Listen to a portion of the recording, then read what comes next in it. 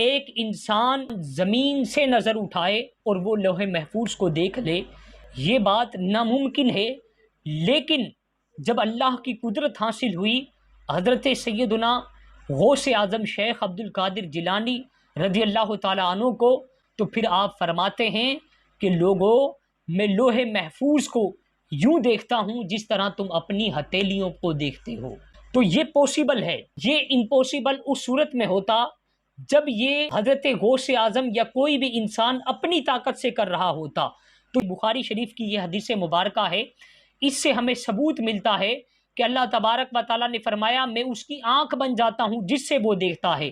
اب حضرت غوث اعظم کا دیکھنا بظاہر تو ان کا جسم ہے، بظاہر تو انہی کی نظر ہے، لیکن اس نظر کے پیچھے قدرت الہی کار فرما ہے، جس کی بدولت وہ نظر اٹھائیں تو لوح محفوظ تک چلی جائے۔